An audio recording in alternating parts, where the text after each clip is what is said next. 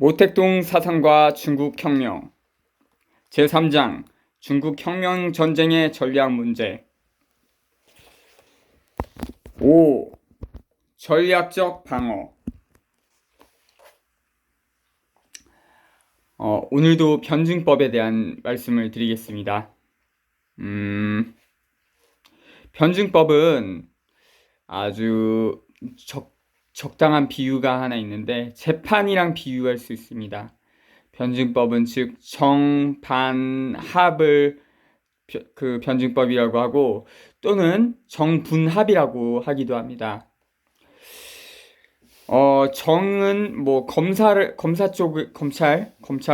정이라고도 할 수 있고 또 그 피고 측을 방어하는 피고 측을 반이라고 할 수 있고 그리고 그 재판장 판사를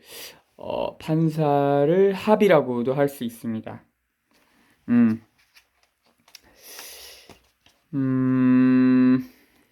네. 정과 반의 matter를 그 영어로 사실이라고도 하고 또는 물질이라고도 하죠. 그 저울에다가 matter를 달아보고 무거운 쪽에 손을 들어주는 겁니다. 그래서 합의에 이르는 것이라고 할 수 있는 것입니다. 근데 그 실제 그 재판을 받아보면 판사는 사실 일반 사람들을 인간 취급하지 않는 경향이 약간씩 있어요. 그건 뭐냐면 사람들이 변증법을 모른다고 생각하기 때문이에요. 그리고 그 법관 자체도 약간 사기치는 경향이 있죠. 법대로 재판 안 하고 자기들 멋대로 재판하기도 합니다. 그런 거를 그 눈을 뜨면 다 볼 수 있습니다. 네, 오늘은 그 중국혁명 전쟁의 전략 문제 5. 전략적 방어. 이 반포위 토벌의 준비 시작하겠습니다. 적의 계획적인 포위, 토벌에 직면하며 만일 우리가 필요하고도 충분한 준비를 하고 있지 않다면 필연적으로 피동적 위치로 떨어지고 말 것이다. 그때 창졸하게 응전하여서는 승리할 가망이 없다. 그러므로 적이 포위 토벌을 준비하면 우리도 반드시 그에 대한 반포위 토벌을 준비하여야 한다. 우리 편에서 한때 어떤 사람이 그랬던 것처럼 그와 같은 준비를 하지 않는 것은 너무 순진하고 어리석은 일이다. 여기에 논쟁이 일어나기 쉬운 어려운 문제가 하나 있다. 그것은 어느 때에 자기의 공격을 멈추고 반포위 토벌의 준비 단계로 전환할 것인가 하는 문제이다. 우리가 성공적으로 공격하고 적이 방어의 위치에 있을 때에는 적의 포위 토벌 준비가 비밀리에 진행되므로 그들이 어느 때 공격을 시작할지 알기 어렵다. 우리의 반포위 토벌의 준비가 일찍 시작되면 공격의 전과를 감소시키지 않을 수 없게 되며 때로는 홍군과 인민에게 약간의 좋지 못한 영향을 줄 수도 있다. 왜냐하면 준비 단계의 주요한 절차는 군사상의 퇴각 준비야 퇴각 준비를 위한 정치적 동원이기 때문이다. 때로는 준비가 너무 빨라 적을 기다리게 되거나 오랫동안 기다려도 적이 오지 않아 부득이 자기의 공격을 다시 시작하는 경우도 있다.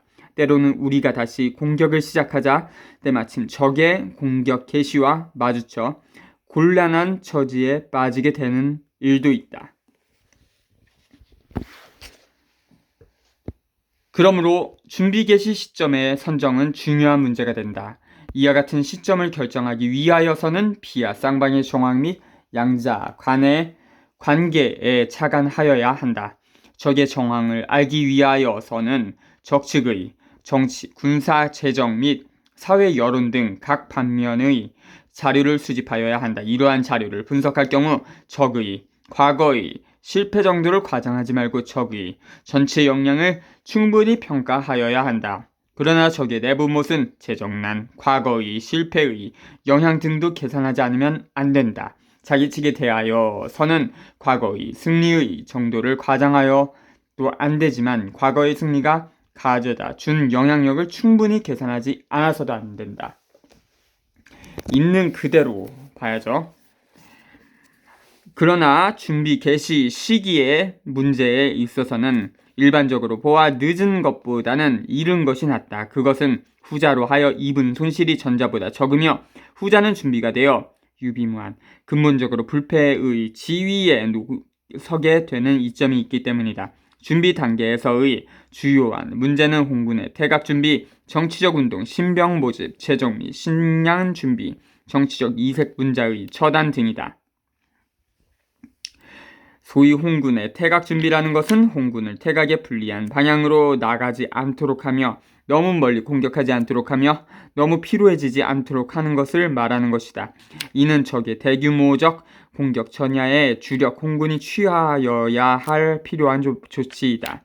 이때 홍군의 주의력은 주로 전장을 창조하며 물자를 준비하며 자체를 확대하고 훈련하기 위한 계획으로 기울어져야 한다. 정치적 동원은 반포의 토벌 투쟁에 있어서 가장 중요한 문제이다. 이는 바로 적의 공격의 필연성과 긴박성, 적의 공격이 인민에게 주는 심각한 위해성, 그리고 적의 약점, 홍군의 우월한 조건, 우리의 필승의 신념, 우리의 공작 방향들을 홍군 및 근거지 인민들에게 명확히, 결연히 그리고 충분히 알려주어야 한다는 것이다. 포이토벌을 반대하며 근거지를 보호하기 위하여 투쟁할 것을 전체 홍군과 전체 인민에게 호소하여야 한다. 정치적 운동은 군사 비밀을 제외하고는 반드시 공개되어야 하며 혁명의 이익을 옹호할 수 있는 모든 사람들에게 침투되도록 힘써야 한다. 관건은 간부를 설복시키는 데 있다.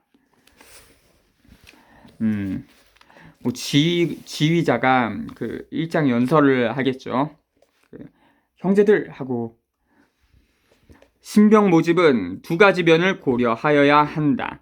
한편으로는 인민들의 정치적 각성 정도와 인구수를 고려하여야 하며 다른 한편으로는 당시의 홍군의 상황 및 전체 반포의 토벌 전역에서 홍군이 소모될 수 있는 정도를 고려하여야 한다. 재정 및 식량 문제는 두말할 것도 없이 반포의 토벌에 있어서 중대한 의의를 가진다.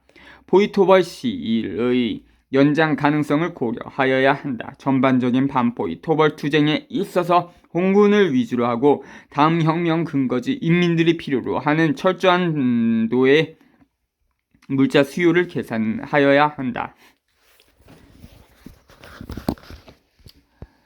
정치적 이색 분자에 대하여는 경계하지 않으면 안 된다. 그렇다고 그들의 배반을 너무 두려워하여 지나친 경계 수단을 취하여도 안 된다. 지주와 상인과 분홍들은 각각 달리 취급하여야 한다. 주로 그들에게 정치적 설득을 통하여 중립을 지키도록 하며 민중을 조직하여 그들을 감시하여야 한다. 극소수의 가장 위험한 분자에 한해서만 체포와 같은 엄한 수단을 취할 수 있다.